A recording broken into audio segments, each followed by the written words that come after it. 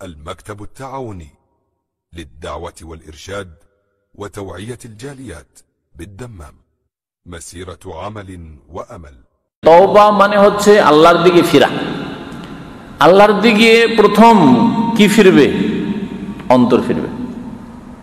অন্তর ফিরবে, শুধু জবান ফিরবে আর মন্ত্রের মতো কয়েকটি তওবার দোয়া পড়বেন না, এর নাম তওবা নাই, এর নাম তওবা নাই। প্রথম অন্তর আল্লাহর দিকে ফিরবে। আল্লাহর দিকে যদি অন্তর ফিরে যায়, অন্তর ফিরে যায় আর জবান যদি নাও চলে, হ্যাঁ, শরীর যদি ঘুমিয়েও যায়, কিন্তু অন্তর আল্লাহর দিকে ফিরে গেছে। আল্লাহ পাক আপনার অন্তরের অবস্থা জানছেন এবং আল্লাহ পাক রব্বুল আলামিনের ক্ষেত্রে অন্তরের আমলের গুরুত্ব মানুষের কথার আমলের চাইতে, বাচনিক আমলের চাইতে আর অঙ্গ প্রত্যঙ্গের আমলের চাইতে বেশি গুরুত্বপূর্ণ। নবী করিম সাল্লাল্লাহু আলাইহি ওয়াসাল্লাম বলেছেন, ইন্নাল্লাহা লা ইয়ানজুরু ইলা সুওয়ারিকুম, আল্লাহ তোমাদের রূপ চেহারা দেখেন না। শুধু দাড়ি দিয়ে কাজ হবে না, এটা হচ্ছে রূপ চেহারা।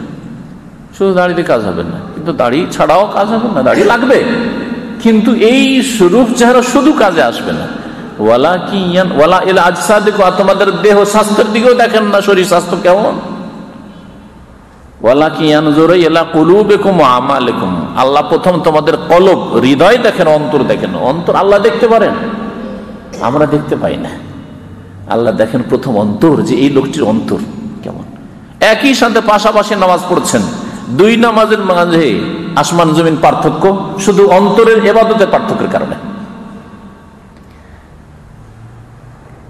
একজন এমন অন্তর নিয়ে নামাজ পড়ছে যাতে রয়েছে খুশু, বিনয়, বিনয়ী সে, আর যাতে সে মনে করেছে আমি এত ধীর স্থির নামাজ পড়ার পরেও নিজেকে গুনাহগার, নিজেকে ত্রুটিযুক্ত, এবং নিজেকে মনে করেছি আল্লাহর হক আমি আদায় করতে পারি। আল্লাহ তোমার শুকরিয়া আদায় হচ্ছে কিনা, তোমার শুকরিয়া আদায় করতে পারলাম না, আল্লাহ কত গুনাহগার আমি নামাজ পড়েও।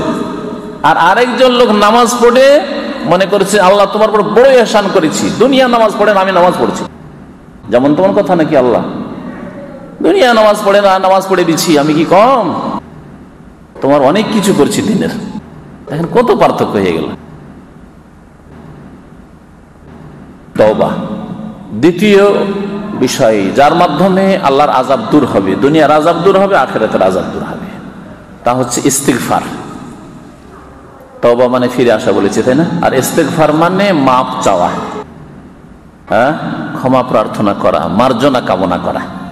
ইস্তিগফার, গাফার এক ধরনের মাফ করা, আর ইস্তিগফারের মাপ চাওয়া, আল্লাহর কাছে মাফ চাওয়া। তাহলে তওবা আর ইস্তিগফারে পার্থক্য আছে।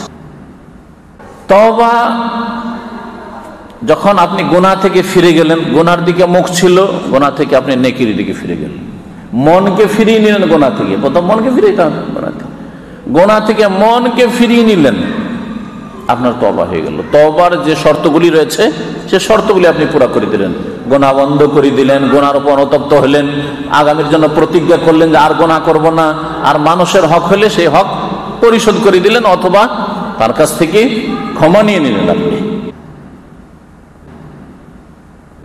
আর আল্লাহর সন্তুষ্টির জন্য আপনি তওবা করলেন ইখলাসের সাথে, হ্যাঁ, আল্লাহর সন্তুষ্টির জন্য আপনি তওবা করলেন। অনেক সময় গুনাহ থেকে মানুষ ফিরে যায়, কিন্তু আল্লাহর সন্তুষ্টির জন্য নয়।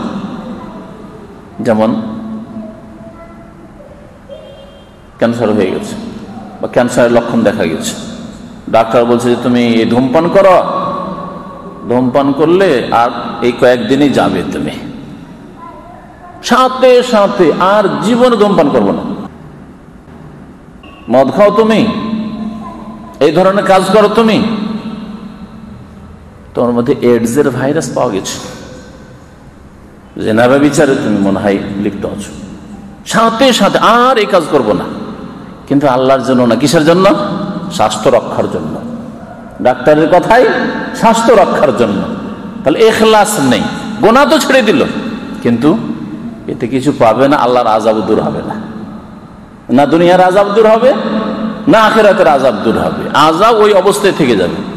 তাহলে একজন লোক মদ ছাড়লো, বিড়ি সিগারেট ছাড়লো, জর্দা তামাক ছাড়লো, গুনার কাজ ছাড়লো, তারপরেও সে আযাব থেকে রক্ষা পেল না আল্লাহ পাকের। আর আরেকজন লোক যখনই জানলো যে ধূমপান হারাম, তামাক জাতীয় জিনিস হারাম, সাথে সাথে আল্লাহকে রাজি করার জন্য হারাম খেয়ে মরবো, হারাম খাবো, ইবাদতবন্দি কবুল হবে না, দোয়া কবুল হবে না, হারাম খাবো, আমার এই গোশত আর রক্তের হকদার হবে জাহান্নাম, আমি সাথে সাথে তওবা করছি। ইখলাস, এর নাম হচ্ছে ইখলাস, আল্লাহর জন্য, আল্লাহর জন্য সে গুনাহ ছাড়লো, তওবা। আর ইস্তিগফার গুনাহ ছাড়ার পরে আল্লাহর কাছে ক্ষমা চাইতে থাকা, এর নাম হচ্ছে ইস্তিগফার। ক্ষমা চাইতে হবে। অন্তর আপনার ফিরে গেছে গুনাহ থেকে, জবান ফিরে গেছে গুনাহ থেকে, চোখ ফিরে গেছে গুনাহ থেকে, আপনি ফিল্ম দেখতেন, দেখেন না এখন, কান ফিরে গেছে গুনাহ থেকে, গান শোনা থেকে, তার সাথে সাথে আল্লাহর কাছে অতীতে যে ভুল ভ্রান্তি হয়েছে এর জন্য ক্ষমা চাইতে হবে, এর নাম হচ্ছে ইস্তিগফার। তাহলে তওবা ইস্তিগফারে পার্থক্য বুঝতে পারলেন। আমাদের দেশের মানুষরা অনেকে এই পার্থক্য বুঝে না। তওবার সাথে সাথে ইস্তিগফার, আল্লাহর কাছে অতীতের যে ভুল ভ্রান্তি, অন্যায়, জুলম, অত্যাচার হয়েছে, গুনাহ হয়েছে, কত ফরজ নামাজ ছেড়েছেন আপনি, কত আল্লাহর হক নষ্ট করেছেন, কত মানুষের হক নষ্ট করেছেন, আল্লাহর কাছে মাফ চাইতে হবে। আল্লাহ পাক রব্বুল আলামিন সূরা আনফালের আয়াত নম্বর 33 এর ইরশাদ করেছেন, ওমা কানা আল্লাহু লিয়ুআযযিবাহুম ওয়া আনতা ফীহিম। আল্লাহ পাক রব্বুল আলামিন মানব জাতিকে আযাব দেবেন না হে নবী যতদিন আপনি তাদের মাঝে আছেন। ও আনতা ফীহিম, নবী তুমি যতদিন আছো দুনিয়ায় ততদিন আমি ওই জাতিকে আযাব দেব না, ধ্বংস করব না। তাহলে আজ দুনিয়ার আযাব থেকে বাঁচার একটি উপায় ছিল রাসূলুল্লাহ সাল্লাল্লাহু আলাইহি ওয়াসাল্লামের দুনিয়াতে থাকা। কিন্তু রাসূলুল্লাহ সাল্লাল্লাহু আলাইহি ওয়াসাল্লাম দুনিয়া থেকে বিদায় নিয়েছেন, এখন আর ওই সুযোগ নেই। আর একটি সুযোগ আল্লাহ কিয়ামত পর্যন্ত রেখেছেন, ওমা কানাল্লাহু মুআযযিবাহুম ওয়া হুম ইস্তাগফিরুন। আর আল্লাহ পাক মানব জাতিকে আযাব দেবেন না যতদিন তারা ইস্তাগফিরুন, ইস্তিগফার করতে থাকবে, মার্জনা কামনা করতে থাকবে, আল্লাহর কাছে মাফ চাইতে থাকবে, আল্লাহ তুমি মাফ করে দাও। যেই ব্যক্তি অন্তর থেকে আল্লাহর কাছে মাফ চাইবে, জবান তার আল্লাহর কাছে মাফ চাইবে, তার অঙ্গ প্রত্যঙ্গের ওপর তার তাসির মানে প্রতিক্রিয়া সৃষ্টি হবে। অন্তর আল্লাহর কাছে মাফ চাইছে, জবান তার আল্লাহর কাছে মাফ চাইছে, আর তার অঙ্গ প্রত্যঙ্গ, হাত পা চোখ মুখ, এর উপর তার প্রভাব পড়বে না, এটা অসম্ভব কথা। যদি প্রভাব না পড়ে তাহলে এর নাম মন্ত্র, এই মন্ত্রের কোনো কাজ হবে না। এর নাম হচ্ছে ইস্তিগফার করা, আল্লাহর কাছে মাফ চাওয়া, তাই আল্লাহ পাক রব্বুল আযাব দূর করে নেবেন। নবী করিম সাল্লাল্লাহু আলাইহি ওয়াসাল্লামের বহু হাদিস রয়েছে এই ইস্তিগফার সম্পর্কে, আর কথা লম্বা না করি। ইস্তিগফার আল্লাহর কাছে মাফ চাওয়া অন্তর থেকে হইতে হবে। এর জন্য একটি ঘটনার দিকে ইঙ্গিত করি, আপনারা এই ঘটনা খুব জানেন, বিশেষ করে যারা আমাদের সমাজের পাপিষ্ঠ লোক এই ঘটনাগুলি বেশি জানে। সহিহ বুখারীতে আছে যে নবী করিম সাল্লাল্লাহু আলাইহি ওয়াসাল্লাম বলেছেন যে আল্লাহ পাক এক খারাপ চরিত্রের নারী, জেনাকারিনী, ব্যভিচারকারিনী নারীকে আল্লাহ মাফ করেছিলেন। কিসের জন্য? মানে মাফের ঘোষণা করেছেন। কিসের জন্য? কুকুরকে পানি পান করিয়েছিল। দেখলো সে যে কুকুরটি এত পিপাসা লেগেছে যে মাটিতে মুখ ঢুকিয়ে দিয়ে মাটির তলায় একটু রস তলাশ করছে যে একটু রস পাই কিনা। মাটি সরিয়ে দিয়ে, কিছুটা মাটি সরালে যদি একটু রসাল মাটি থাকে, নরম মাটি থাকে, তাহলে কিছু মাটি সরিয়ে পানি পাওয়া যেতে পারে, এইরকম চেষ্টা করছে। পাশে ছিল এক কূপ, সেখানে গেল, বালতি নেই, তখন নিজের জুতো দিয়ে পানি উঠিয়ে পান করিয়ে দিল। ফাসাকাতিল কালবা, কুকুরকে পানি পান করিয়ে দিল। ফাগাফার আল্লাহু লাহা, আল্লাহ পাক ওকে মাফ করে দিলেন। কেন মাফ করেছিলেন? শুধু এই আমল না, তার আগে অন্তরের আমল আছে। এইগুলো জিনিস অনেকে বোঝার চেষ্টা করেন না। একটা হচ্ছে বাহ্যিক আমল, তার হাত পায়ের আমল, যে তার দুই পা হেঁটে গেল ওই কুয়োটার কাছে, তারপরে হাতে পানি উঠালো, তারপরে পানিটা নিয়ে পেশ করলো কুকুরের সামনে, তাই না? কিন্তু তার আগে তার অন্তর যে আল্লাহর দিকে ধাবিত হয়েছে, তার অন্তরের অবস্থা যে আল্লাহ জেনেছেন, যে কি অন্তর নিয়ে এই মহিলা কুকুরকে পানি পান করাতে এসছে। সে অনুতপ্ত হয়েছে গুনাহের ওপর, সারা জীবন অনেক পাপ করেছি, আমাকে আল্লাহর কাছে এই গুনাহ থেকে মুক্ত হওয়ার জন্য কিছু করতে হবে। সেই অন্তরের অবস্থা আমি আপনি জানি না, আল্লাহ পাক জানেন। আল্লাহ পাক সাহাবায়ে কেরামদের সম্পর্কে, যেখানে হুদায়বিয়ার সন্ধির সময় নবী করিম সাল্লাল্লাহু আলাইহি ওয়াসাল্লামের সাথে তারা শপথ করেছিলেন মক্কার মুশরিকদের বিরুদ্ধে আল্লাহর রাস্তায় জিহাদ করার জন্য, সেখানে আল্লাহ পাক বলেছেন আয়াতে যে আল্লাহ ওই মুমিনদের উপর রাজি হয়ে গেছেন। লাকাদ রাদিয়াল্লাহু আনিল মুমিনিনা ইয ইউবাইউনাকা তাহতা আশ-শাজারা ফাআলিমা মা ফি কুলুবিহিম। তাদের অন্তরে যে কি ছিল আল্লাহ জেনে গেছেন। এই বিষয়টি এখানে আমি বলতে চাইছি যে আল্লাহ তাদের অন্তরের অবস্থা জেনে গেছেন। আমি জানি না, আপনি জানেন না, কিন্তু তার অন্তরের অবস্থা আল্লাহ পাক ভালো জানেন যে কি অন্তর নিয়ে পানি পান করাতে এসছে মহিলা। অন্তর যখন আল্লাহর দিকে ধাবিত হয়েছে তখন আল্লাহ পাক রব্বুল আলামিন ওই মহিলাকে মাফ করে দিয়েছেন। এখন পাপিষ্ঠ লোক এই ঘটনা পেশ করবে, বলবে যে আমি জীবনে একবার কখনো পানি পান করিয়ে দিব, দিয়ে আমার 7 খুন মাফ হয়ে যাবে, তা কি হবে?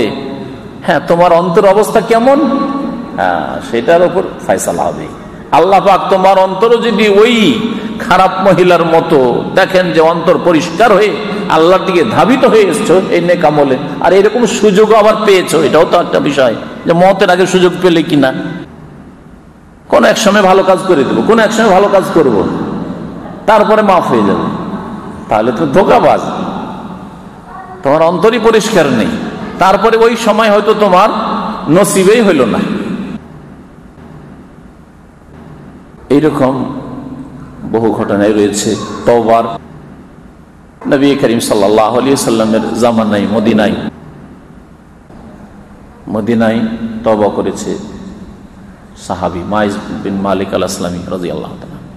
নবী করিম সাল্লাল্লাহু আলাইহি ওয়াসাল্লাম তার তওবা সম্পর্কে, সংসার করা হইল জিনার অপরাধী, তারপর নবী সাল্লাল্লাহু আলাইহি ওয়াসাল্লাম বলছেন যে এমন তওবা করেছে যে যদি বড় পাপী যারা দুনিয়ার, যারা মানুষের কাছ থেকে ট্যাক্স আদায় করে তাদের মাঝে বিতরণ করে দেওয়া হতো, তাদেরও মাফ হয়ে যেত। সারা দুনিয়াতে যত ট্যাক্স গ্রহণকারী জালেমরা আছে, মানুষের হক নষ্ট করেছে, মানুষের হক নষ্ট করলে মাফ হয় না, তাদেরকে যদি ভাগ করে দিয়ে দেওয়া হয়তো এই সাহাবীর তওবা, তাহলে তাদের মাফ হয়ে যেত। তাহলে আল্লাহ পাক অন্তরের অবস্থা জেনেছেন, নবীকে জানিয়েছেন, তারপর তো না হলে এই ব্যক্তির তওবা কেমন ধরনের ছিল, তার কোয়ালিটি কেমন ছিল, কি করে আপনি জানবেন? এই জন্য অন্তর প্রথম আল্লাহর দিকে ধাবিত হইতে হবে। তওবা এবং ইস্তিগফারের মাধ্যমে আল্লাহর আযাব দূর হয়ে যায়, দুনিয়ারও আযাব দূর হয়ে যায়, আর আখিরাতের আযাবও দূর হয়ে যায়। তাহলে দুনিয়ার ক্ষেত্রে যেসব বালা মুসিবত আসছে তখনই আপনি আল্লাহর কাছে বেশি বেশি তওবা করেন, ইস্তিগফার করেন, আল্লাহর কাছে মাফ চান, আল্লাহ বালা মুসিবত দূর করে দিবেন। আপনার ছেলে মেয়ে অসুস্থ হয়েছে, আপনার স্ত্রী অবাধ্য হয়েছে, আপনার ছেলে মেয়েরা অবাধ্য হয়েছে, আপনার ছেলে মেয়েরা পড়াশোনা মন দিয়ে করছে না, আপনার ছেলে মেয়েরা খারাপ হয়ে যাচ্ছে, ছেলে মেয়ে নামাজ ধরছে না, অথচ আপনি চান যে আমার ছেলে মেয়ে নামাজি হোক, তাহলে আপনি নিজের দোষ খুঁজে দেখেন, আল্লাহর কাছে তওবা করেন, ইস্তিগফার করেন, আল্লাহ পাক রব্বুল আলামিন এই দুনিয়ার আযাবকে আপনার থেকে উঠিয়ে নেবেন। দুনিয়ার আযাব, আপনার ছেলেরা আপনার চোখের সামনে অসৎ হয়ে যাচ্ছে, আপনার ছেলেরা আপনি চান যে শিক্ষিত হোক, সব জাহেল মূর্খ হয়ে যাচ্ছে, আল্লাহ পাক আযাব উঠিয়ে নেবেন। এরকম বহু বিষয় রয়েছে।